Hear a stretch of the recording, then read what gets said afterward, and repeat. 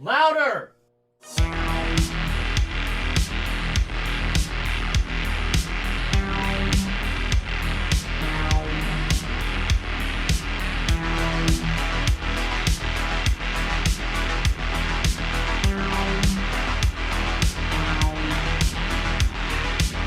And what's up, everybody, and welcome back to hyPODermic, the pod that sticks you deep. I'm the pod boss, TJ Bowser, and joining me, as always, is the My Show of Mayhem, the dawn of disaster, the legend himself, Mr. Nick Benson. How are you doing, buddy? I'm doing all right, man. How are you doing today?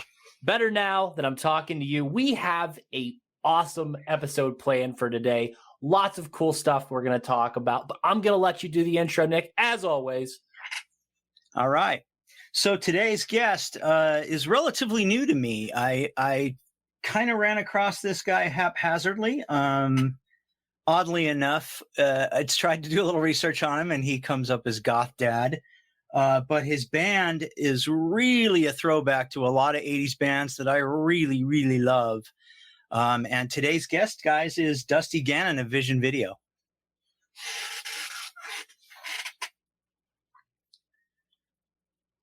Oh, did we lose audio? There we go. Hey, Nick, how's it going? How are you? I'm good, man.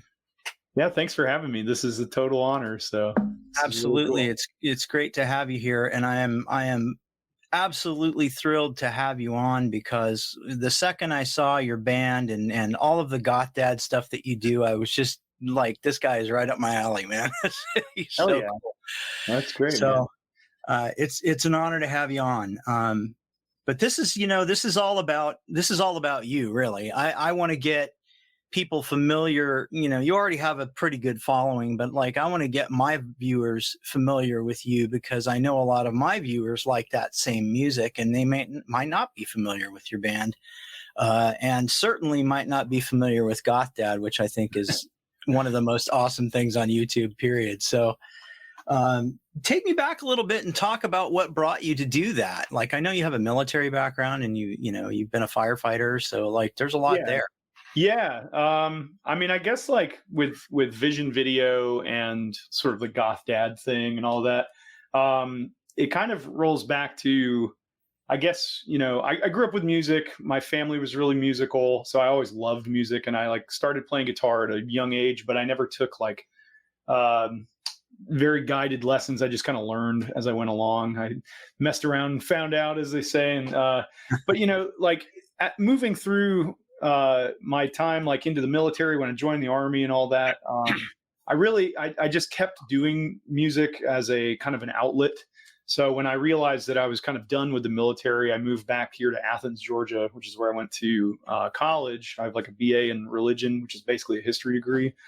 And I was going to go to grad school, but I ended up becoming a firefighter in the metro Atlanta area instead. And I did that for several years until this kind of took off musically. And I never really like intentionally was like trying to make music my career choice, because it's like kind of conceivably a bad choice. It's very insecure and like crazy.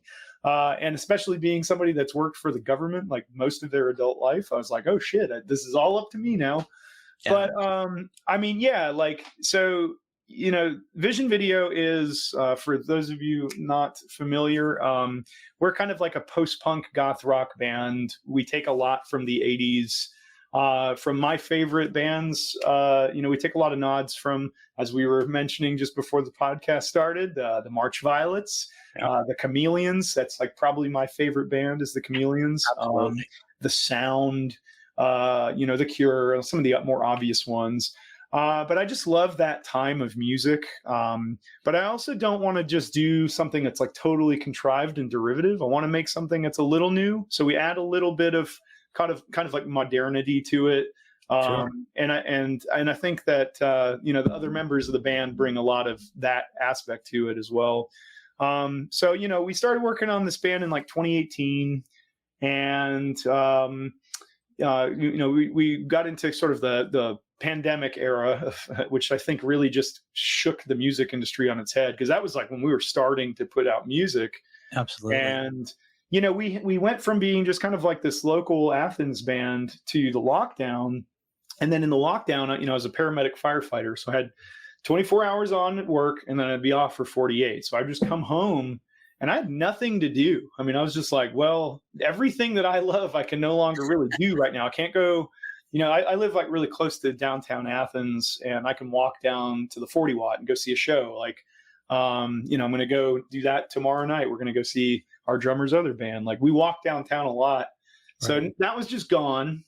And I just saw like, social media kind of changing. And I was like, all right, well, here's an opportunity for me to just like get this band out there so that, and my initial goal is just like to get it out there so that we could go on tour and like afford to do that. And that was kind of it. I was just like, if we do that one day, that'd be cool. And not just like lose every cent that we have.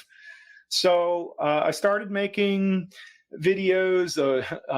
Initially I had no idea, and I still don't know what the hell I'm doing, but a lot of it was just like, makeup tutorials. So when I was, and this is another kind of throwback, when I was a kid, I wanted to do special effects makeup for film. Very cool. I kind of self-taught. Like, I lived in rural Georgia, so I was like out in the middle of nowhere. Right. I had like the Tom Savini VHS and like the books and all, and I just did this and, and I learned kind of how I typically learn, which is just like messing around. But so with that background knowledge, I had some idea of like how to do kind of like goth makeup, just because it's the same principles, Sure. And so I started doing like some tutorial stuff and a lot of like hyper cringy, like just bad, dumb videos. And then one day, so I write these things, I call them scratch tracks. It's like when I'm trying to develop a melody, for guitar, or in the vocal melody especially, and like how that works with the guitar, I'll just kind of like make up lyrics. I'll make up like, sometimes it's literally nonsense, and sometimes it's like a funny joke kind of lyric. And one day I was like writing the song, and I was like, I had this image because I just talked to my dad, and I just met Dan's dad, and who's our bass player. And I was like, wouldn't it be funny if there was like this 50s dad who was like goth, like hyper, like not just like the TV version. He like knew his shit, Yeah. And I got that line in my head. It's like, it kind of goth dad. It's kind of embarrassing, but still kind of cool. Goth dad. He'll brag all about how he saw The Cure back in the 80s. Goth dad. So I like wrote that and I recorded it. And I was like, I mean, this is not even the melody that I want for the song. And I think we just kind of threw the song away. But I showed it to Dan. I like called him and I was like, hey man, what do you like? This is funny, I think. And he's like, dude, that's hilarious. He's like, you need to post that on, whatever. Because at this point, we had already kind of built a little bit of a following online. And then it just like exploded. Yeah. And it was kind of like, I'd never had that many people just suddenly aware of my existence. And I'm still not like hyper comfortable with it. Because at the end of the day, I kind of hate social media. Like, we all, like as artists, we all have to operate within the confines of the sort of like what we do. Oh, there's goth dad, but but it also like opened these insane doors for us. And over time, doing these kind of like, I didn't realize. So when I posted the video, people were like, "Oh, that's hilarious. What does he do?" And I was like, "What do you mean?" It's like it's a joke song. And they're like, "He's a character, right? He's like a guy." And I was like, "Oh, I can make this like a shtick." Yeah. So, I like having met Dan's dad, he's like his parents are from the Midwest. Dan's from, Michigan, like Waukesha. I like, or Wisconsin rather. I like something about that, like Minnesota, Wisconsin, like hyper wholesome accent. It's just so like American to me. And like I said, just wholesome. So I was like, oh, geez, that's pretty funny. I think that like, maybe that's what goth dad sounds like. Yeah. Such a dad kind of thing. So I put that on there, and then it's like, oh, hi there, baby bats. How you doing? Let me show you this stuff about goth subculture. Let me show you spooky, weird shit. And, and like he sort of developed into this character of, everything that I really wish that I like was. He's like everything that I aspire to be as a person. He's like patient and kind and loving and cool, and tries to kind of bring the baby bats into the fold of like, here's all the stuff that I think matters in a healthy way. Because when I was coming into sort of the goth scene in the early 2000s, it was very toxic. It was very like judgy and gatekeepy and weird. And like you'd go to clubs and you'd be like I was 18. I was like, this isn't fun. Like everybody's mean. And like, Right. I kind of wanted to flip the script on that. And the other part of it is like, I realize like that 90% of like kind of self-promotion on these newer platforms like TikTok and Instagram Reels and all this stuff, it's inherently kind of like cringy to me, where it's like, I just don't. So I was like, why don't I flip the script on that and make the cringiest thing possible a dad? Like dad. Well, what's great about it is you're doing this. First of all, you're doing this you picked a great time to do it and get yourself in front of people. Yeah. But at the same time, you're kind of the antithesis of where you're doing it. You know what I mean? You're doing. You're sending a positive message to a more than negative narcissistic crowd. So, yeah, it's kind of cool that you're doing that, because it does teach people that it's okay for certain things and certain behaviors, and maybe you're sending a positive message out there, right, to kids that are otherwise confused, and believe me when I tell you, there is a lot more of that than you think there is. Oh yeah, Kids are struggling these days. And I didn't really understand like the sort of cultural impact, I guess I would say, about like what Goth Dad was to people until we started to tour, and then it became very blatantly obvious, because you see comments all the time like, "Oh, this is really great. I appreciate this stuff," and I value that, but it's not until you're like face to face with somebody where they say, "Hey, like, I know that you're like, I just see these little 30-second videos, and like, it's not a huge deal, but like, I didn't have a dad growing up." And just to see that and like have a male, sort of like role model to kind of give me advice on this, it's like, it's cool, and I'm like, wow, that's amazing. Like, and I didn't comprehend that until I started to get out there and actually interact face to face with people. And that's like made it, like, there was a time where I was like, I don't know if I really want to do this. Like, after it kind of blew up, I was like, do I really want to like continue to do this like hammy shtick thing? But over time, I realized the value it had for people, and that became way more important than like my own concern for like, ugh, like this is kind of silly. I don't know. It means a lot to me now. But that's what's great about it, is you keep it light, but at the same time, you're sending a message, and it's extremely important in today's culture, especially in the climate we're in now. Yeah. You know what I mean? I mean, we're in a really volatile climate these days. And, yes. I couldn't be more tickled to see somebody like you out there doing this. Awesome. I work with a charity for LGBTQ kids, and there's some of them are goth, and they're confused, and they don't have role models. They've been rejected by what were supposed to be their role models. So seeing you out there doing this just really fills my heart. That's awesome. Thank you. I appreciate that. So thank you for what you do. And absolutely.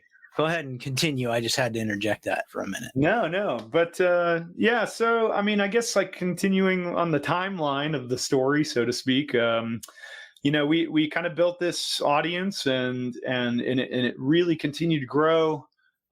We put out our first record in, I guess it was 2021 in spring. Mm-hmm. The second one came out last year in October, and around about a year and some change ago, I kind of started to feel like, I've been in the military for long. Like I was in the military for a long time, and then I was in the fire department for like just under 5 years, and I'd been through a lot, and my brain was like kind of at the point where I was like, I think I've seen enough. Like I have no more morbid curiosity about things. Like I've been through some really like bad situations. Sure. And I was like, I was just kind of getting my ropes end with it, where I was kind of burnt out.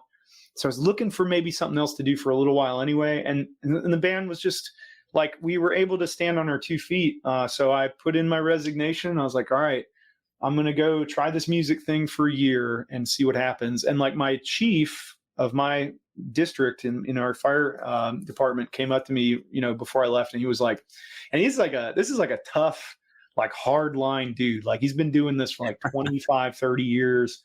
Right. And he was like, Dusty, look, we love you, and like you work hard here, you're valued here, go do this, go do it with everything you got. And you have a year to come back, and you just like come right back in. Right. So, I mean, I guess it's a testament that we're doing okay since it's been longer than a year now. And like for me, it's always there if I want to go back to it. Right. But this has been such a like satisfying thing to just like be able to travel and make art and just like I said, just get face to face with people and like understand that like what you're creating has impact on people in like very literal ways. Which Absolutely. yeah, it's hard, as an artist, like you just make something and everything I make is for me first, Sure. not to be like totally self-interested, but I think that's the best way that art is served is you write something or create something and then you let it like heal you, Right. and fill a purpose for you, and then you put it out there and then hopefully it like resonates. Sure. It's so satisfying to know that has happened, at least to some extent. It's nice to see that what was your catharsis has turned into something that's become Yeah. An income. Like I mean, how can you ask for better than that? Even for myself, it was like I started out as a musician and I sort of fell into all the effects stuff. Yeah. I was working in the industry, but I still was in a band and we were trying to do it, and it wasn't really going anywhere, and I wound up kind of falling into effects, and that just took over. But that being said, like very similarly to what you're saying, it was a very cathartic thing to be doing and creating that stuff. And then for me, I didn't realize the impact that the things that I had my hands in had the impact that it did until much later in life, till I think the first time was like 2016. Yeah. And that's when I realized, I did my first convention in 2016, and I realized, wow, people coming up to me, talking to me about how this movie or that movie or whatever I did in that film, they thank me. And, it's a very strange feeling, but at the same time, it makes you want to sit and talk with them longer. It makes you want to engage with those people. And I didn't appreciate it as much as I do now. That's for sure. Yeah, no, I mean, I'm one of those people for you, man. This is a cool thing for me to just be here, because like there's so many things that you've been a part of that, that I truly love and value, because for me, like I'm a huge, obviously, horror fan. And, I think like the thing about people with horror movies, I spent a long time at one point, like wondering why I was into all this stuff. Like, why am I so, being somebody with like PTSD and like having seen really horrible things, like, why do I continue to kind of like watch these things? Yeah. And what I realized is that it is sort of like controlled chaos. And it's like, you're sort of exposing yourself to these like awful things, but it's like exciting and fun because it's safe. But it's also like, there's something about this like community of people that get it. And maybe it is like a little more nebulous and unknowable. And like, I can't quite put my finger on exactly why I love all this stuff or why all of us love this stuff. But when you're in the company of people that are in this world, it's like, it's just that sense of community of being like, like, man, I love this movie, and I don't, maybe you don't even know how to articulate it, but it's like when you find that other person, you're like, yeah, this is cool. I don't feel alone about this. And I remember you find your tribe, so to speak. Absolutely. Yeah. And I remember like, for me, like Night of the Demons, man, like that was a huge moment in my life, because that introduced me heavily to Bauhaus, but it also just like introduced me to this like kind of horror that I genuinely love, which is like, it's really creepy, but it's also like fun as hell. Yeah. And, and I think there's like a specific subgenre that people haven't quite like tacked onto that, but I put like Night of the Demons, like Lamberto Bava's Demons, The Return of the Living Dead. Like, it's kind of like party horror. Like, sure. But I love that, like, because it's exciting, fun. But it's also it's fun. They're scary, but they don't take themselves too seriously. Yeah. I was actually watching this like documentary the other day. That's one of the special bonus features on The Return of the Living Dead Part 2's Blu-ray, which is like not the best movie in the world, but I still love it. I think it's hilarious and fun. But one of the guys, I think it was one of the producers, but he was saying, the reason it's kind of a weird documentary too, because it's all these like people that are like, this movie kind of sucks and nobody really liked it and we didn't really want to do it, but we did it anyway. There's a lot of like, but the one guy says something that I was like, that's spot on. He's like, the reason why the first movie is great is because it's a horror movie with some comedy in it. The second one's not great because it's a comedy movie with some horror in it. Right. But I don't know. I've always just loved like when there's levity, because I think it really helps with pacing in films, like horror films, especially. Because like I can tell you, like having been through like a war and like horrible, like way worse things than the war in Atlanta. Like there's moments of levity even when things are really fucked up. Yeah.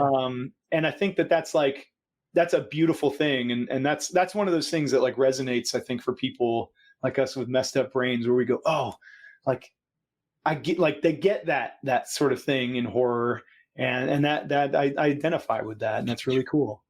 Yeah, it is. It's interesting to hear you talk about it, because knowing what you've like been through as a soldier and then a firefighter, those are two of probably the most graphic jobs you could have ever done. Yeah.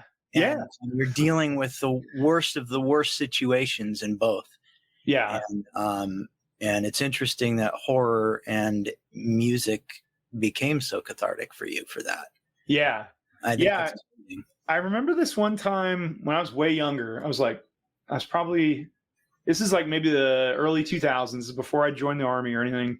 And I remember watching another documentary on a DVD then for the remake of Night of the Living Dead, Tom Savini's version. And they interviewed him, and they're talking about the process of how he got to that point where George A. Romero was like, hey, I want you to do this movie. Like, we're going to do the remakes. I want you to direct it or whatever. And he was talking about how he got, drafted to Vietnam. And there's this like kind of moment where he's talking about like, he's like, oh, I was a combat photography guy in Vietnam. And he's like, I was seeing all these really visceral, real, grotesque, anatomical deaths. And, he's like, when I came back, I wanted to kind of hyper simulate that and get it as correct as I could. And there's something to that. There's like this level of catharsis. And I've met a lot of people in the military, of veterans or like first responders, who love horror for that reason. It's like, there's just something about it that speaks to us, because when you're around chaos for a long time, you sort of make friends with it after a while, and then you miss it too. Like, I don't miss like horrible things happening. Like, obviously I don't, I hate it when things are happening to people and that cannot do something to defend themselves or whatever. But you do miss the sense of like that, like calm that comes in the middle of the chaos, where you're like, all right, here's what we got to do. You know? And I get like a sense of that when I'm watching a horror movie. I still get this like excitement and feeling of like, oh, what's going to happen? I don't know. It's the adrenaline rush in a safe space. Yes, exactly. Which is kind of a beautiful thing. Mm-hmm. And it's believe it or not, it's that way creating that stuff too. Yeah. How did you get into like what brought you into that world? Honestly, I really literally fell into it, and most of the listeners know all of that story, but I'll tell you, it's literally I was in a band and I became roommates with my guitarist, and Steve Johnson was the other roommate, and Steve Johnson, as you know, worked on Ghostbusters and Fright Night and all of that, and I was kind of blown away that I had the opportunity to not only be roommates with this guy, but I could pick his brain for stuff I wanted to do on stage, right? Yeah. Well, as I started to pick his brain and he saw more and more of the makeup I was doing on myself, he just one day asked me, do you want to come make Rubber Monsters? And how can you possibly turn that down? Yeah. No, I'll pass. Like, oh, yeah, I just, it's like, and get paid for this? Are you kidding? Yeah. No, I'm not kidding. So yeah, it was. What kind of band was it? Goth. It was actually a band called London After Midnight. Oh shit! Oh, that's right. Yeah, my brain. Yeah, that's awesome. I actually just saw London After Midnight at Cruel World. Yeah, Sean is a super talented songwriter. I co-wrote some stuff with him early, and then literally Steve stole me from the band, and he brought other people in. Yeah. So, yeah, they're still rocking it. So that's awesome. I like it. It's funny when my brain is so like scattered right now, but I like that's such a cool thing because like I remember finding was it Spider and the Fly? Yeah. And I was just like, this is fucking great. Like this is so good. Like when I was a kid, and it was one of those songs that's like it just really captures like the kind of mystery and like the creepiness of goth, I think. Like, perfectly. Yeah, that song actually started with a guy named David Herman. Mondo was the original singer, and myself, and we sort of brought the riff into the mix, gave it to Sean, and Sean turned it into Spider and the Fly, which is just absolutely cool. I mean, I love it's what he's done with some of that stuff is amazing, and I even the early stuff I co-wrote with him, I'm like, this needs to stay with this band. So never asked for any of it.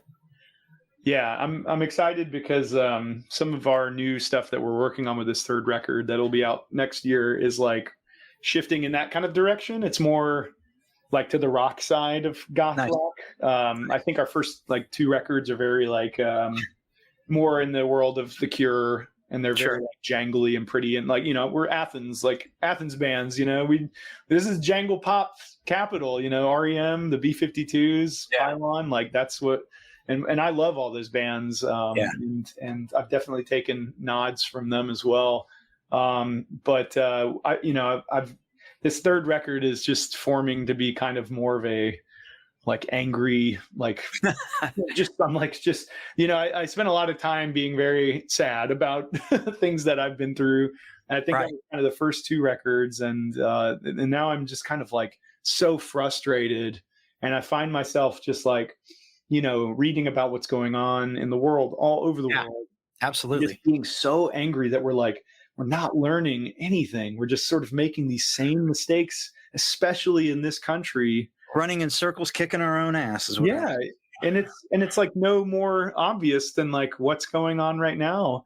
We're like at the precipice of like maybe a major war again, and I'm like, what? Like, why are we doing this? This is so stupid and so senseless. Profits. And it really just boils down to money. I mean, when I got off the C-130 in Afghanistan with my rifle platoon, I was an infantry officer. Former enlisted, but infantry officer at the time. And I had 30 guys, and we like got off that plane, and we flew in from Kyrgyzstan to Kandahar airfield, and that like ramp dropped at that C-130, and I got hit with that 120-degree air, and I was like, oh God. And we walked out, and I was like, and like, I was so like mentally just like, all right, here it is. Like, we're here. This is the war, and I'm like, all right. We get out, and I'm like, got all my guys. I'm like, let's go. We get out, and it's not like you're not like under fire. It's like the big airfield, but you have this sense of like there's this sort of like reverence that comes over you. But then we like go through this like terminal and check in, and then it's like there's like a TGI Friday and like a pizza and like all these contractors, and I'm like, what is this? And you realize the scope of how big this base is. It's like 50,000 people. Sure. And you're like, what? And most of them, or not most, but like a lot of them are not soldiers. They're contractors. They're like people that wash the clothes, people that repair the trucks, people that, feed the troops. Like, and it's all stuff that used to be done by soldiers, but now it's done by, multi-billion-dollar international corporations that thrive and profit off of warfare. And the whole time we were there, like we're out there patrolling in the city of Kandahar and then in the surrounding villages. And it was just like, we were the last official combat deployment. So it was like, my soldiers would literally be like, what are we doing? And I was like, we're taking care of each other. We're doing it right. And we're going to stay safe as we can. And we're all going to get home. And we did. And that was cool. But it was like, every day, like not so much in the city, but when you're in the villages out in the outskirts, because it's like unimproved roads, it's just dirt roads, and that's where you can just like step on a pressure plate and and have your legs blown off. Then you're like looking around and you're trying to keep, your head up into the hills and into the buildings and stuff so you don't get shot. Yep. You're also like looking at the ground and you're like, is that bump going to be like, is that bump? And you're just like, at some point you're just like, screw it, man. Like whatever. Like I was actually talking to somebody on Instagram the other day, because there was this like post about like Toyotas are like all over Afghanistan for some reason. Like I guess they're cheaply made cars or whatever, and they're just commonly available. But like there's this one moment like of hilarity where I was in the MRAP, like, which is a big like armored vehicle, and I'm on the radio, and we would get these like things called bolos. It's be on the lookout. And it was like, hey, be on the lookout for like a guy wearing this or whatever, it's like possible suicide bomber. Cause we had like these intelligence people that would listen into these radio interceptors where they could listen to the Taliban talking to each other. So like one time we were out in the middle of like the city, and there was this like big bolo alert. It was like, hey, no shit, like there is somebody in a white Toyota Corolla that is like in a suicide like a V-bed, which is a vehicle-borne IED, and they are in your area, and we're hearing communications that like they are trying to find you. And I was like, oh shit. So I'm like, all right, hey, we gotta like everybody keep your shit together. Gunners, like we have 4 trucks. Gunners, be on the lookout. White Toyota Corolla, and my gunner, like he's like kind of behind me because I'm in the front of the vehicle. He like kind of kicked me in the shoulder. He's like, sir, hey, look around, dude.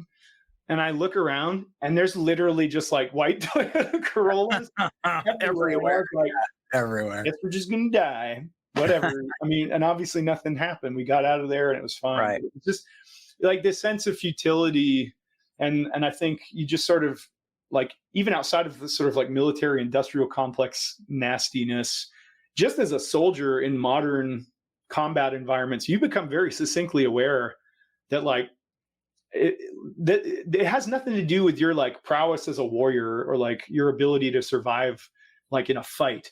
It is literally random. Like the first night we were there, we got rocketed, and it like landed pretty, not like immediately close, but pretty damn close to us. And I like grabbed, we were in this like big tent thing, and we were all asleep, and I like grabbed one of my soldiers, because he was just kind of like waking up. He's like, what the hell's going on? I was like, get in the ground. And I grabbed him, and I like laid on top of him, and I was like, everybody get down. And the rockets are going off.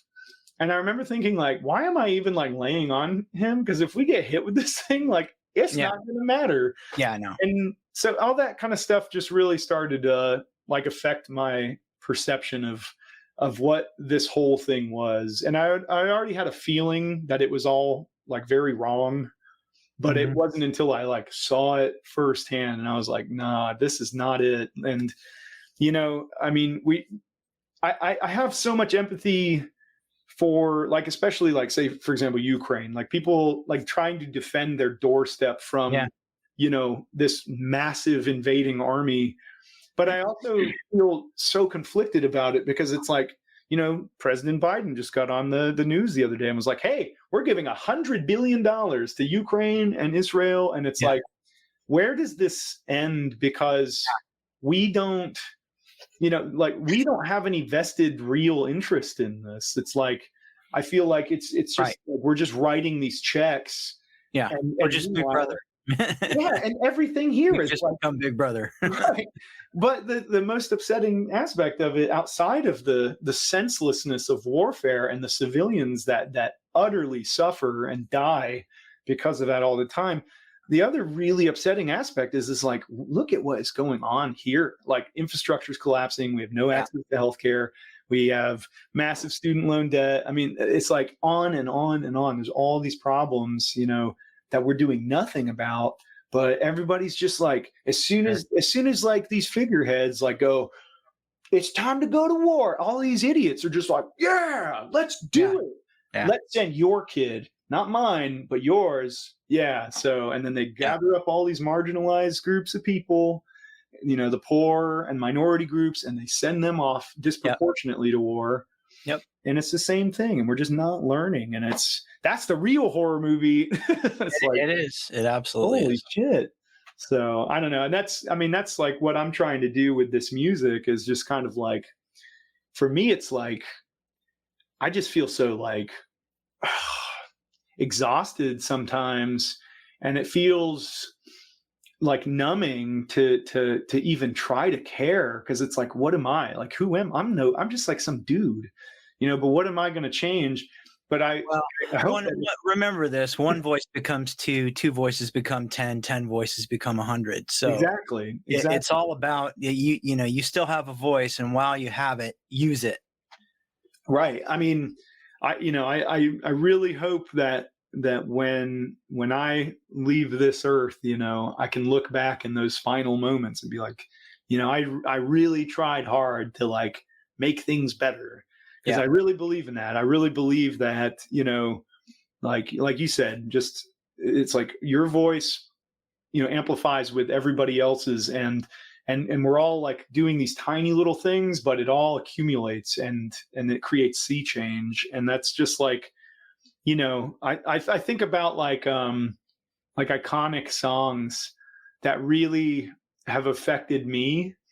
And I love music, and I love like, especially, goth and post-punk stuff, but there's some like really beautiful, iconic songs that remind me of like our humanity. And like one of those songs is like Sunday, Bloody Sunday by U2. Yep. That's a song where it's like, you feel it every single time, and I'm a huge fan of like their early discography. Yeah. But when and I've seen them live, and when they play that live, it's like you feel, it feels reverent and special, and it's a beautiful thing. And I think it just reminds people like, hey, we have to pay attention, because these atrocities will just keep happening if we don't. Well, what's interesting is even earlier than that for me was Pink Floyd. Oh yeah. Yeah. A lot of that. Absolutely. Yeah. I remember that's always been a big influence for me was Pink Floyd. So yeah. Oh, here's got, I'm a huge, like my dad was like a big, like kind of classic and prog rock guy, but also new wave. So I got a heavy dose of Pink Floyd and Led Zeppelin and, like Genesis and all that stuff when I was. That's what I loved about them is they were very dark. Mm-hmm. I mean, they were very melodic and cool, and everyone calls them like, what do you call it? Acid rock or stoner rock. It's not at all. It's very heady. Yeah. Oh yeah. Heavy in the message. If you get to The Wall. Oh yeah. The Wall is like, that is one of the darkest records, and especially the movie that they made. Yeah. One of my favorites ever. Yeah. I mean, I love it. And it's such a beautiful masterpiece of just like, I think that album with the movie is like the perfect confluence of film and music coming 100%. Together with animation too. That's just like insane. That's just 100%. It's amazing film. Yeah. Soundtrack, and just really affects you. Yeah, absolutely. Yeah. But, so I'm hoping to do with this, like, we just put out this video that's a little more of like the aforementioned sort of party horror. It's not. We were gonna get into that because I'd like to show it off. Yeah. How did you get involved with Fangoria with regards to that? So it's kind of funny because like I grew up with Fango. Like my first one that I ever bought from a newsstand, I was 13. They did a retrospective of The Beyond by Lucio Fulci, and it was the like caved in head of that like girl that the doctor like plugs with the 357 mag at the end of the movie when everybody turns into zombies. And it's just like this gnarly, just super graphic cover. And I was like, what is that? Yeah. And I remember grabbing it and I was like, oh, it's horror movies. And this is like when I was really starting to like find my love for horror. And I just flipped through it and I was like, I have to buy this. And I remember going, can I buy this? Like, because this like, it just seemed like there's no way they're going to let me. So I go up and I bought it. And the guy at the register like scanned it and he's like, can you buy this? And I was like, I don't know, man. And he's like, he scanned it and there was no like age thing. So he's like, all right, here you go. And I was like, holy shit. And I had to like hide it because my mom was like, my parents are really cool. But I mean, I was 13. I was like, I don't think I'm supposed to have this. So anyway, I bought it for years, but as far as this whole thing with Fangoria with us, I got a call like out of the blue one day and just like a voicemail. And it basically was Phil, the chief editor of Fango. And he was just like, hey, I got in touch with a friend of mine who you're friends with. That's Ryan Turek, who's the executive producer for Blumhouse. Uh-huh. Him and his wife, Ciara, are like really good friends of my partner, Scarlett, and I. And we've just kind of met out in the wild. And he's like, I hope it's okay, but I really want to do a piece on you guys, like kind of like a sort of 1989 Rolling Stones sort of thing, like a multi-page article about your story, because I'm just fascinated by like all the things that you've done and been through. And I was like, what? And I called him back. I was like, hey, it's Dusty from Vision Video. What's up, man? And he's like, hey, it's good to meet you. What do you think about that? And I was like, yeah, of course. Like, let's do it, man. So he interviewed me for the, actually, funny enough, I have it right here for this. There's me. He didn't tell me that they were going to put me on the front too, which was wild. I was like, what? But we did this great interview, and he nailed the story. He got everything that I wanted to say, but also with the cool like horror stuff. Like we have this one song called "Organized Murder" that's about war. And we kind of nicked Tony Todd from Night of the Living Dead, 1990, where he says this line where he's like, it was like a war. This is something nobody ever seen before. This is pure hell on earth. And I put that as a sample in the song because that's how I felt about warfare, and like seeing him in that movie now, like it really hits. I think if you're a veteran, you got to watch Night of the Living Dead.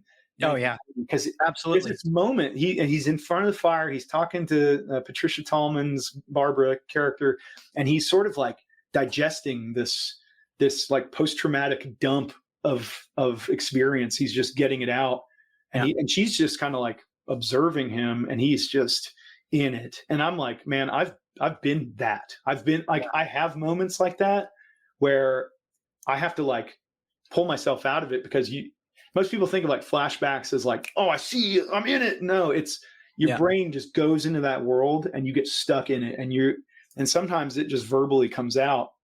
And I was like, man, that is on point. That is exactly how I felt about some of the things that I've been through.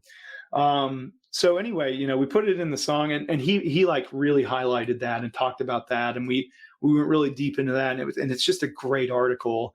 So that all happened. And around that same time, Phil, during the interview, actually, he's like, so you guys have anything coming out? And I was like, yeah, well, we have the third record. It's kind of in transit right now. It's being created, but it's called Modern Horror, ironically, or conveniently maybe. But I said, we're about to we're going to shoot this video for this song called "In My Side." It's actually one of our original songs from our first record. We re-recorded it with this new studio, because when you know how it is, like you write a song, you play it 1,000 times, it changes. Sure. And it becomes something totally different. So we wanted to kind of capture the more like the energy that it has now, because it's just like a more energetic song. So we did that, and we were like, let's shoot this video that we always talked about doing, but we couldn't do because it was during the lockdowns. So we constructed this sort of like horror movie in a video. And it was based on the bass player, his partner, Lindsay, basically was like, you should do a video where like a witch like manipulates you guys on stage. So that was kind of the original concept. And then Dan and I like sat down and we like really fleshed out the monster, so to speak. Yeah.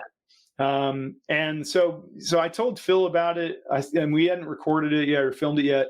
But I was like, yeah, we're kind of organizing this. It's in its infancy, but it will be out like around that, maybe the same time that the article will come out. And he's like, dude, we'll premiere it for you. And I was like, yes, awesome. Yes, this will be great. So all the pieces came together, a little bit of help from Ryan, but a lot of really the director he's 23 years old. His name is Elwood Quincy Walker. He's going to be a huge horror director. Like 10 years from now, everybody's going to know who he is because he's just awesome. Ryan sent me, he's like, hey man, I know the guy to direct this video. And he sent me this short film of Elwood's called Kissed. And you've got to check this thing out. It's so good. It's this like short film. And immediately I was like, that's the guy. So he sent me his number. I called him. We talked for 2 hours about the video. He's got so much energy. He was just like, dude, I've always wanted to do a music video. This sounds amazing. Like, I love the concept. Let's go for it. So him and I just started kind of sourcing people out. We kind of put out this sort of like through the channels, and we landed Haley Trefiro as the head of the makeup, the SFX makeup crew. We had 5 makeup artists, and we got a few character actors from like The Walking Dead, because we're here in Athens. We're very close to Atlanta. Just like all these really cool people, stunt coordinator, prop master, like, and it became a real production. And this was the first time that we'd ever done this. Like, and I was like, I have no idea what I'm doing. But it's also, this is like back in, I guess, early September, and the strikes are still, they're still going. They are. But, everybody was like, hell yeah, let's do this. And they were super into the idea. And it was just so cool. We got the 40 Watt Club in Athens, which is like, I wanted the video to be kind of 2 things. I wanted it to pay like homage to horror, because I owe so much of that for keeping me sane and alive in a way. But I also wanted to pay homage to like Athens, Georgia, and the music scene here, because it's such an important part of the city and what we do here.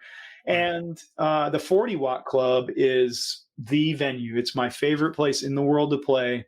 It's just got this vibe. It's one of those places you walk in, you're like, I don't even know, like, I could go in there tonight. I don't even know what's playing, but you walk in, you're like excited because it's got a cool energy to it.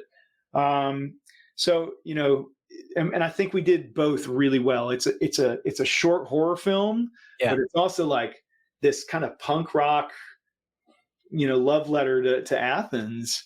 And we shot it. We did it in 2 days. It was like 8 hours at night. The first night out actually at Tom Ashton of the March Violets, because he's like a good friend of mine. He lives here with his family. Yeah, he tours with us. He plays bass for us. Like, we're actually going to go to Europe in like a week and a half, and he's going to play bass for us on that tour. He's like one of my best friends. We shot a lot of videos out there, actually, but we shot for 8 hours, got a couple hours of sleep, and then we shot for like something like 19 hours the next day. And we just got it all done. And then Elwood edited it as well. And when he sent us that final version, I was just like, wow. Oh, it's fantastic. Just how it's literally, in my opinion, and I'm obviously partial, but it's just perfect. He just nails every single aspect of what I wanted to kind of convey visually, but also sort of thematically and through the energy of the video. And it's just super fun, and it's been wild. Like Cassandra Peterson, Elvira, like reposted it the other night, and then Joe Bob and Darcy the Mail Girl. I was like, whoa, this is just crazy. Like, it's just so cool that it's getting around. It's like an honor, it's like to know that you've participated in something that just nails it, and that's such a cool moment. Well, let's show that off right now by showing that to our viewers. Yeah, hell yeah.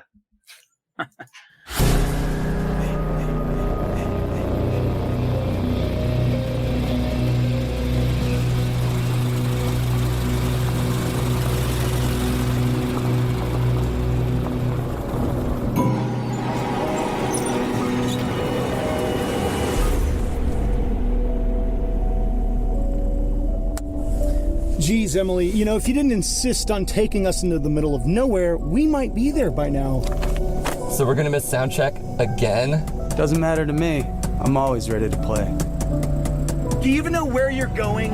You know what? You would have just...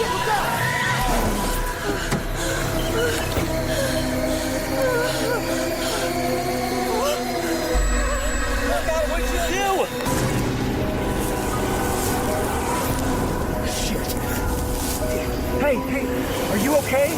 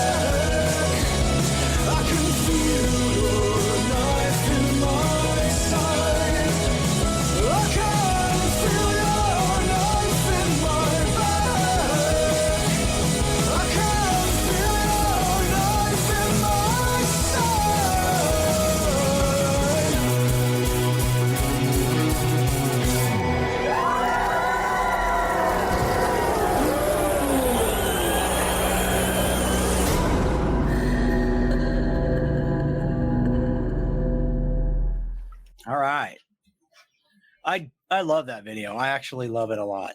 So Yeah. Thank you for putting it out there and adding a little more inspiration for me to do what I do. Dude, that's awesome. That means a lot to me. I mean, It's fun. you're like a hero. So like, I mean, I just Well, you get more music videos, give me a call. Make sure you get my number.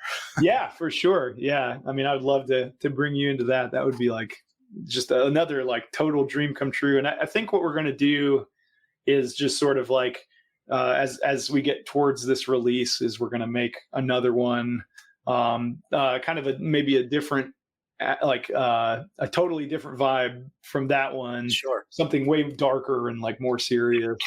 But we were also like kicking around the idea of like connecting the sort of storyline a little bit, like having some like tangent that like spills out from that video. Cause I think it'd be fun to do like, a zombie movie in the city streets or something. I don't know. I don't know if you ever heard of this band in the 80s in Los Angeles. There was a band called Ex Voto. I don't know if you've ever heard of them, but there was a music video they did called If I, and myself and a gentleman by the name Sean Schur, I want to say is his last name.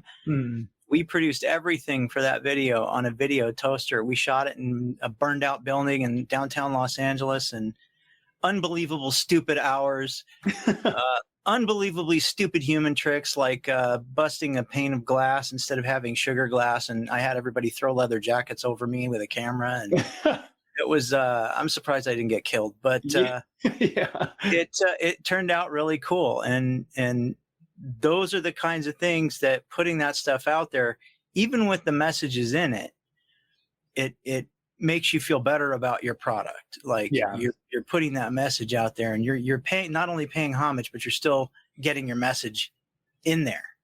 Yeah, absolutely. Awesome. Yeah, it sort of like feels more real. Like I love music videos, and it's kind of funny because I feel like we're in this sort of like post music video time. Yeah. Because everything, like, I don't think there's enough of them. There's definitely not. But I think that there's still like, we're not like totally beyond this like sort of cultural zeitgeist of like the importance of them. Right. I think like this thing really kind of proves that there's something, really valuable. And again, it's that like that confluence of art, or music and film coming together to make something that's just so much more spectacular than. Absolutely. Music is storytelling. Music is storytelling. And if you want to get that story even further across the plate, how much better than to make a mini movie out of it? Yeah.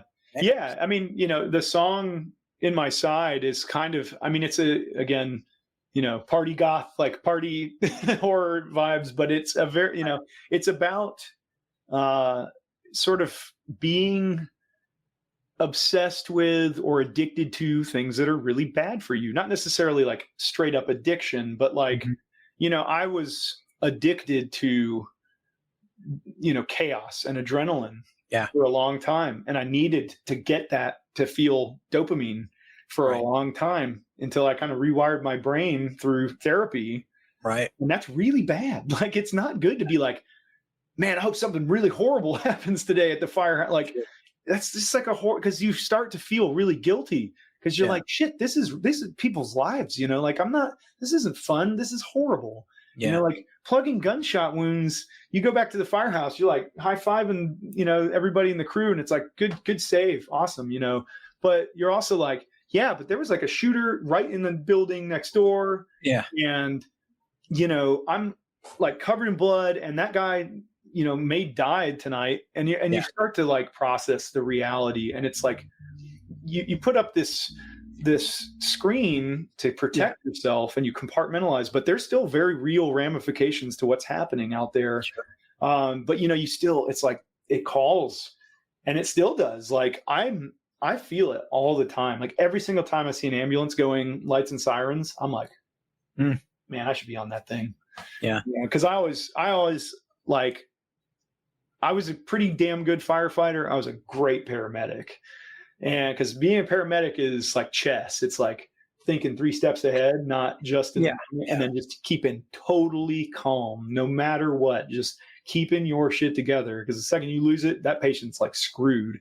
Yeah. So, I feel it all the time. And I'm like, but remember, like that call is not a good thing. So that's what the song is about. And I'm glad that like in the video, it's like, so we have Lulu, who's she's like one of the top burlesque performers in the world, is our witch. And she's, my favorite thing in the beginning, when we run her over, she curses me in that whispering voice. And that's actually, she's native Mohawk, and she's whispering Mohawk curses. So I'm like, man, maybe you should like uncurse me after this. But she's like, have a sage ceremony, something. Yeah. But she's like the literal physical metaphor for that whole thing for me, because she's this awful creature, but then she becomes this like beautiful, powerful, orchestrating, still a monster, but she's gorgeous and she's alluring. And it's like, and she's the thing that kills me in the end. And I'm like, that's the literal thing about it. And I was like, man, this is, and it just seemed like, unless I explain it, it comes across as just like, it's just a fucking awesome video and it's just fun. Yeah. But there's so much to it. And that's why I love horror, because so many people will write this stuff off and they'll say, oh, it's just like monsters and gore and whatever. And it's just, no, there's a subtext. Yeah. There's always a subtext. I mean, look at every single horror movie, or not every single, but like so many of the great horror movies that came out in like 70s and 80s, like Night of the Living Dead. Night of the Living Dead.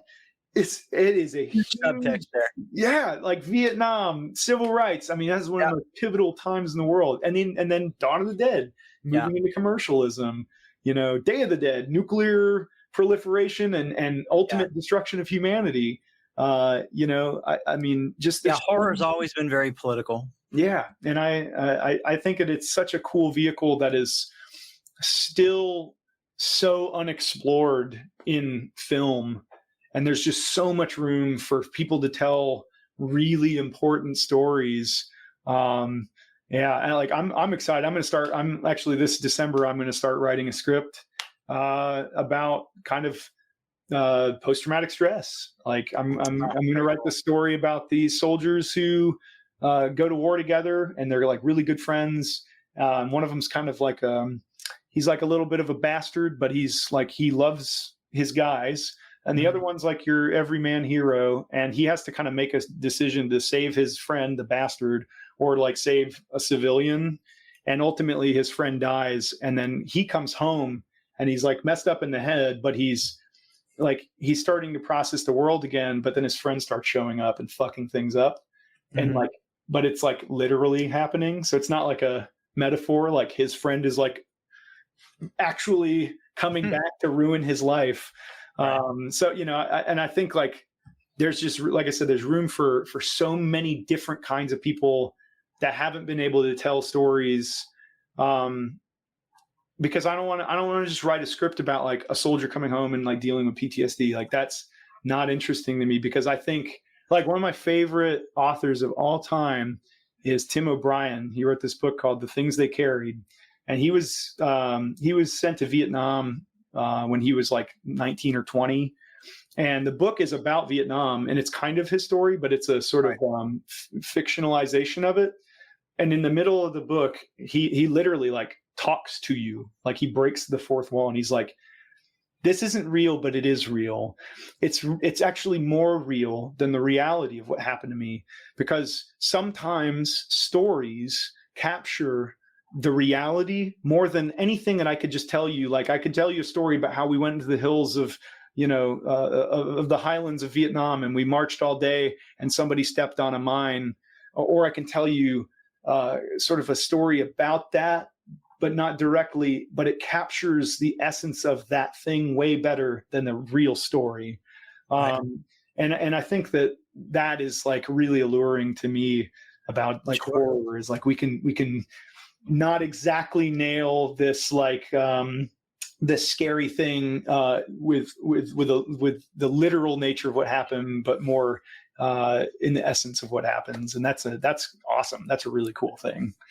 Well, that's awesome, man. Thank you so much for sharing your time with us today. Yeah. Thank you. Just about out of time. And I wanted to wrap up by having you plug and tell people where we can find you, where we can find your music, and how to support you guys. Hell yeah, thanks, man. So I mean, the hub for everything is just it's real easy. It's just visionvideoband.com. That has our tour dates that are upcoming. We keep that completely up to date. It has our merch, which we run ourselves. So like basically, if you want to buy a t-shirt, that goes a long way for us. Like that comes directly sourced from us. It has like links to all of our social media stuff. If you want to just go directly to social media, again, it's just Vision Video Band on basically every single platform. Yeah. So, and I'll say it this way. We have some great records and we have great songs, but we're way better live. So come see us. It's better seen live. I'll vouch for that. I just kind of tripped over these guys, and I really like them. So, oh yeah, thanks. Man. Listen to them, give them a listen. Trust me, they're very good, and I would love to see them live. Thanks again, Dusty, so much for being with us today. Total honor. Thanks, Nick. Hopefully, we can have you back on again. Yeah, absolutely. And thank you all out there who are listening to this podcast. So just a friendly reminder that Hypodermic is brought to you by UA Acoustics, quality acoustic treatments that don't break the bank. You can visit them at www.ua-acoustics.com. That is www.uaacoustics.com. Nick, this has been another great episode. I'll see you next week. Thank you, Dusty, for joining us. This podcast will be available on all major podcast platforms, anywhere you consume audio video content. This has been TJ Bowser. That is Nick Benson. That is Dusty from Vision Video. And I'll see you guys later. Bye-bye.